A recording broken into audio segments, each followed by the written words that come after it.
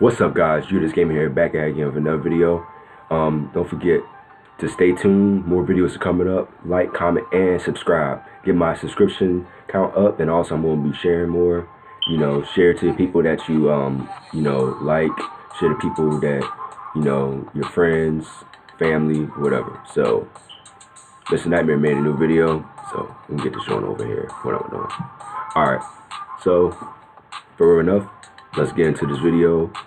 All right, keep it cool, keep it classy. All right, here we go.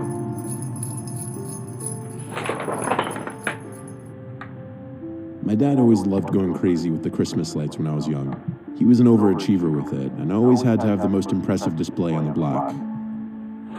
The year of 2010 was no exception. He set the lights up on timers so that they'd flash along to certain Christmas songs, which was becoming a popular trend in 2010. We had a bunch of onlookers and people stopped by and take videos. My dad always ate that up. This was on a night where there was a light snowfall, and it was below freezing out, so not the weather a lot of onlookers would want to come and check out the display.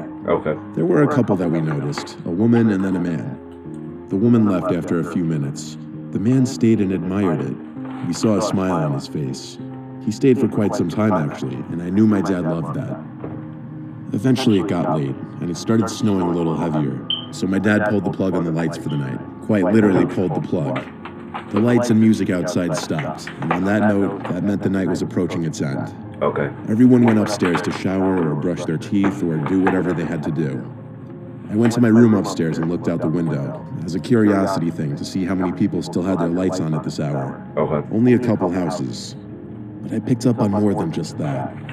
That man who was admiring the lights was still outside on the sidewalk, facing the house, even though...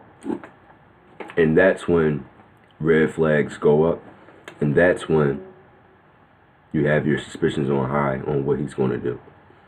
Okay, that don't make no sense. It's just like similar to Halloween. It's like after a certain time on Halloween night, people go inside and stuff like that. Occasionally you have the shenanigans out there pranking people. But near midnight, the shenanigans not even out there. That's crazy. Hey, home. Probably like an hour and a half before midnight, people go home. Come on now. That's crazy. At first, you turn the lights off, the Christmas lights off. He's still outside. Like, what is he doing out there? Sus. All the lights were now off. I called my dad over, a bit confused and concerned. He came to the window with me and looked out. "What do you think he's doing?" I asked. "I don't know," my dad said. We both assumed the guy might be waiting for the lights to turn back on. Either that or he may be loony, or both. My dad said just lower the blinds and ignore it. He'll go away eventually. I brushed my teeth, got some water, then turned off my light and climbed into bed. I heard the little flakes of snow tapping on the window, a sound I always found very relaxing, but I wasn't relaxed. I was wide awake and curious. I had to look out my window. I pulled the blind up just a little to sneak a peek outside. The man was gone, but I could see footprints in the snow on our front lawn, which started from the sidewalk. Curiosity got the best of me. I tiptoed downstairs to the front door, which has 3 square glass windows at the top of it. I peeked through that glass, and I wish I hadn't. He was standing on the other side of the door, looking at the glass window, a big smile on his face, accentuating his crow's feet and smile lines. He had a mustache and was wearing one of those old-time wool caps and a large black coat. He had a look of crazy in his eye. For that brief couple of seconds I looked at him before falling back screaming. Everyone came out of their rooms in response. You should have never went downstairs. I just had a chill when he said I went downstairs. That is crazy. The clothes that, that was described to him, it was just off. What? I don't care what you said. That winter coat, a black coat or whatever. Nah. He probably had a big coat too. Nah, that's not the way. That's crazy. To my screams.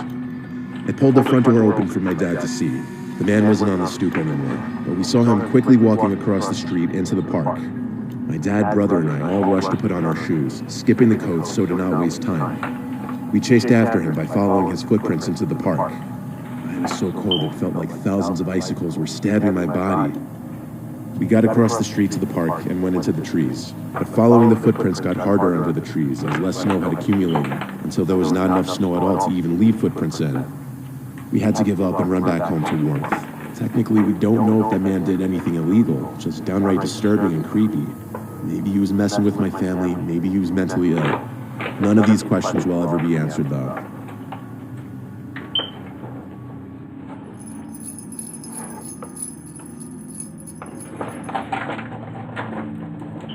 I was on my way home from working a graveyard shift on Christmas Eve night. It was a snowy night. The roads were icy and slippery. I was driving slow and cautious, listening to Christmas music.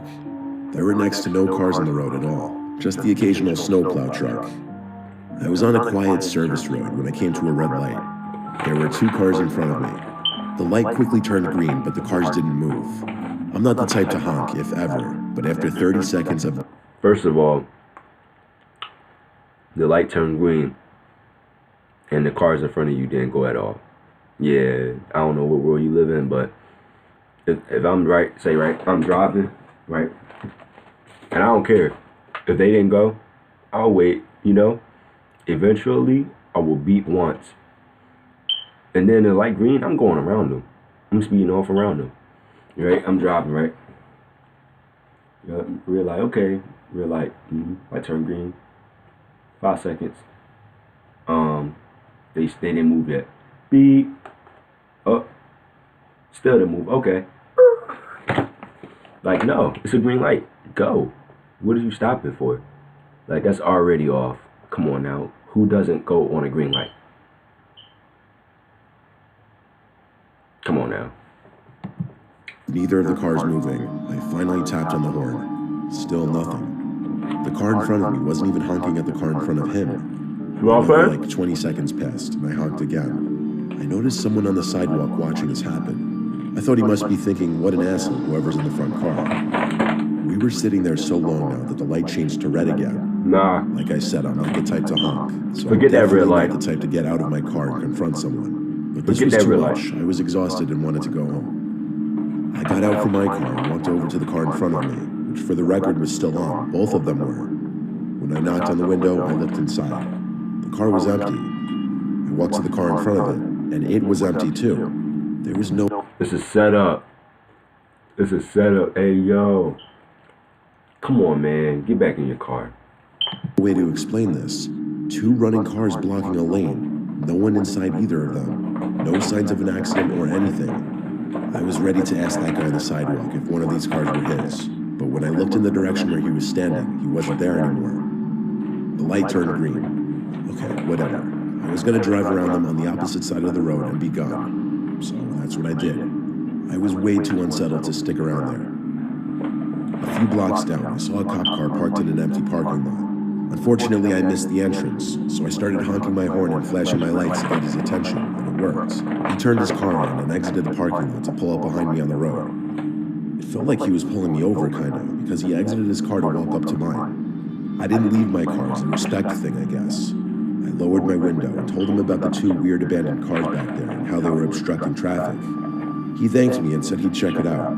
Then his attention turned to something in the back seat, and he said, "Why is he laying on the floor like that?" "What?" I said. I turned around and saw a hooded man laying on the floor of my car. Wow. I screamed in front of the cop.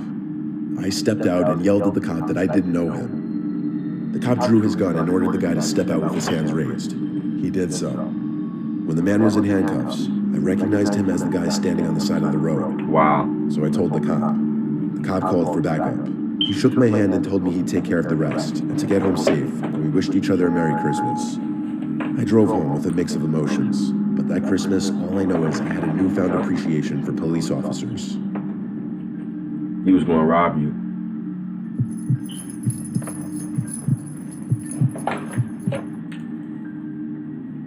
My wife and I live in a duplex in Queens, New York. Last month, 2 upper middle-aged women moved in next door. We never had the chance to greet them the first few days. They seemed very quickly in and out at first. On, say, the fourth day, I caught one of the women carrying a box from her car into her side of the house, so I walked out to finally greet her. Her name is Frances, and she seemed normal enough, but she also seemed like she was in a hurry, so I didn't steal too much of her time. The next day was Christmas Eve, so my wife and I were preparing to host my sister and their families. During our Christmas Eve dinner, which was going completely normal, we all went silent and looked at the door, and we all heard the sound of someone trying to push open the locked door. I got up and opened the door to see who it was. By the time I opened the door, there was no one on the stoop, but there was this woman walking down the sidewalk.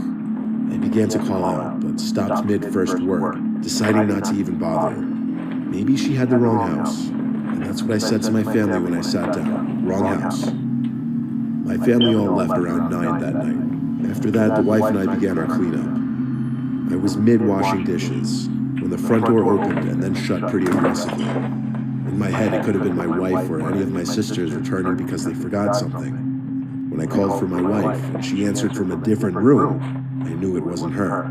So I turned off the sink, dried my hands, and walked into the living room. There was a woman sitting in my big recliner chair in the corner. She was looking at the wall, muttering something to herself. I recognized her to be one of the women from next door. My wife entered the room and gasped. I calmly told the woman she was on the wrong side of the house. Then she looked at me and continued muttering inaudible words. There was clearly some form of dementia. I told my wife to go hurry and knock on the neighbor's door. My wife left and was back with Frances surprisingly quickly. Frances seemed very relieved and grabbed the woman by the arm and pulled her off the chair and out of the house to their side. Frances came back a minute later to apologize and explain that her sister has what's known as sundowning syndrome, a form of dementia in which the symptoms get worse as the day goes on. I asked a question I felt rather important, which was, does she get aggressive at all in this state? I didn't like her answer. She said it's just best to leave her alone later in the day when she starts acting up. I wasn't overly friendly, considering I was pretty taken aback by what just happened, but I wasn't rude either. Frances left, and my wife and I just looked at each other with these what the hell just happened looks on our faces. Anyway, this time I remembered to lock the door. The next day, we went to my wife's parents' house for Christmas dinner. It was a nice time. We got home late since they live about an hour away, so I'd say we got home around 11. We cuddled up in bed and watched whatever Christmas movie was still on at that point. After that, our Christmas was over, and we cut the TV and went to sleep.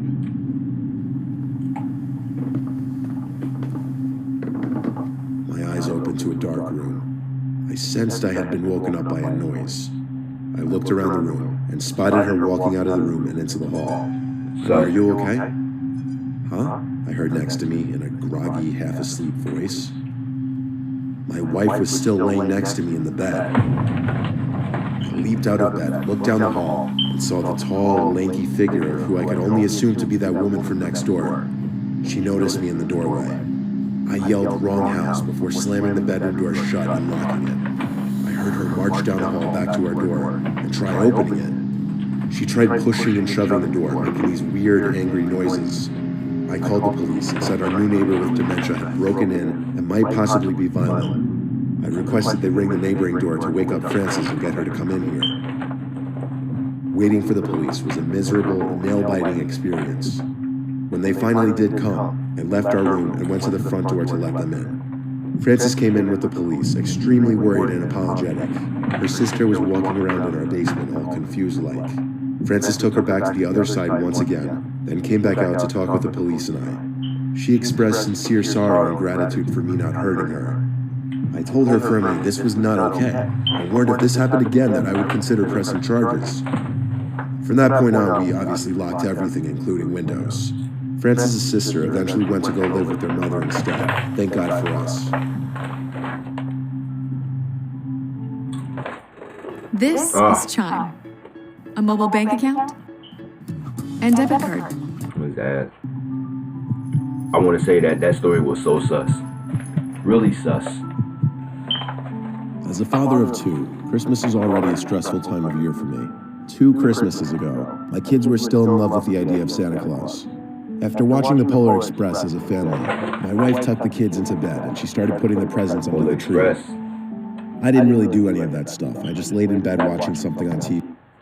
I'm gonna be honest with y'all, like, Polar Express was really my movie. It still is.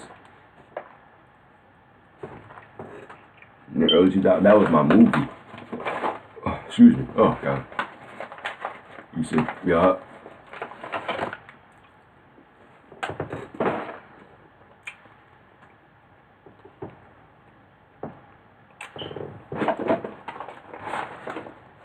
Explain something to y'all real quick. Man. Always dropping popcorn. But he said Polar Express. Polar Express is still my movie. You know? And now you can search it up. You pay for it on Hulu, get Netflix, right? Google, which is still good. You know, easy, accessible. Because the internet nowadays, Wi-Fi, which is my day too, which is cool, you know, it's my day, you know, phones and stuff. But before phones, when we had house phones, track phones, oh man, had the track phones, everybody know, you had the DVR system, the DVD system. Yup, you go to the store, somebody's selling it on a train, on a bus, right? DVD, oh, you paid for it at the laundromat. I used to get most of the movies I got, I brought from the laundromat.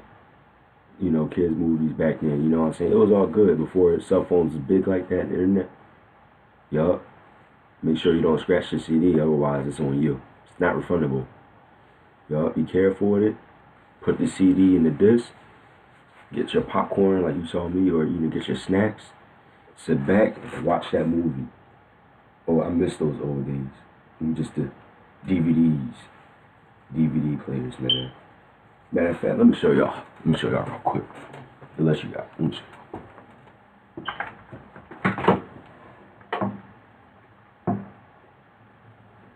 DVDs.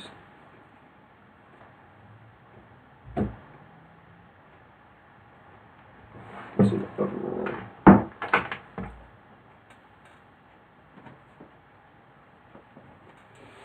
Well, it's in the other room, but I don't feel like getting it. But you guys understand the point. You know, DVDs, you know, that's how I used to watch most of my childhood movies. DVDs. Like, it wasn't no Hulu, wasn't no Netflix, like, you know, DVDs. Now that, I mean, it was free because, well, you paid for it, but it was like, all right, 6 months go by, a new movie come out. All right, you see that movie theaters, okay. And then, right, I don't know about you guys, but shoot, I watch a movie, if I really like it like that, I'll watch it like 2 or 3 times. And you can't lie and say I only watch a movie once. That's not the point of a movie. That's to grab your attention. But anyway, let's get back to the Polar, you know, that's how Polar Express was. Make you, you know, watch it like 3 or 4 times. I used to watch it all the time though, not gonna lie, because it was my favorite movie. Let's get back to it. TV waiting for her to come up. By the time she was done, we were ready for bed. We're early birds when it comes to sleep. I'm also a pretty good sleeper. I'm lucky enough to be able to knock out within a few minutes.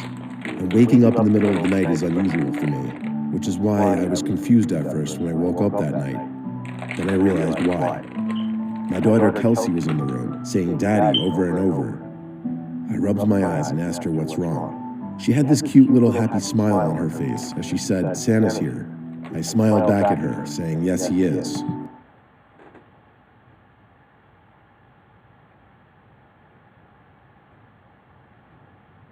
Is that really Santa? Nah. There ain't no Santa. That's an intruder. Ain't no Santa. Ain't no Grinch. The Grinch didn't even want to come. Ain't no Grinch. It's an intruder. Like, come on, talking about Santa's here. He know darn well, he know that Santa's not real, you know. It's just a host, because Santa Claus is not real. It's a host, you know what I mean? It's a host. You know Santa's not real. Talking about Santa's here. What Santa? The one you see at the mall? You wait in line to pay and take that one? Huh? The Macy's Santa Claus? Macy's Santa Claus? Come on now. Santa's really here? You just want to sleep. Come on now. We'll talk about that, about the Santa stuff in the video. I told her she better be quiet and hurry back to her room so that Santa doesn't find out she's awake. She giggled and said okay, and walked out of my room, leaving the door open. I laid back down and tried to get back to sleep. A couple minutes later, I heard some shuffling around downstairs. I sighed, because I knew Kelsey probably went down there to open her presents early, which is what she did the year before. I reluctantly got up and walked towards the stairs. As I started clomping down the stairs, the noises I was hearing ceased. I got to the bottom step, and I was in the living room by the tree. The lights on the tree were still on, I guess because it was Christmas Eve night. All the presents seemed to still be there, so Kelsey wasn't going through them after all. Still, I walked around the living room and dining room whispering her name just to see if she was hiding somewhere. I gave up and went back up the stairs.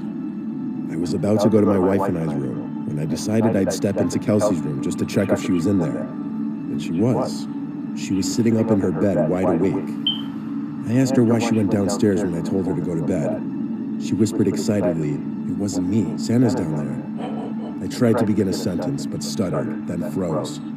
I ran down the stairs and turned on the lights, looking around the whole house. Then I found that the back door was open. Nobody locked it. Someone had broken into our house on Christmas Eve night, right under our noses, and stole a few of the presents left under the tree, according to my wife. The worst part about this is I heard whoever was down there. In fact, my 7-year-old daughter did too.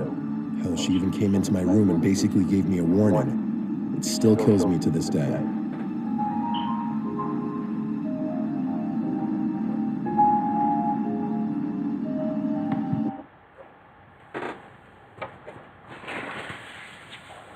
Had snacks. Yeah. Alright, so yeah. She thought it was Santa Claus. It wasn't Santa, it was an intruder. That's why lock your doors, keep it cool, keep it classy, don't trust nobody. You know, that's all. Check the checklist. That's all I can say. So yeah. Most of these stories were sus. They were just sus. It's like, why?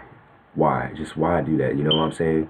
Just why? Just think smarter. Be smart, you know? Anyway, hope you guys enjoyed this video. More videos coming up, so stay tuned. Peace out.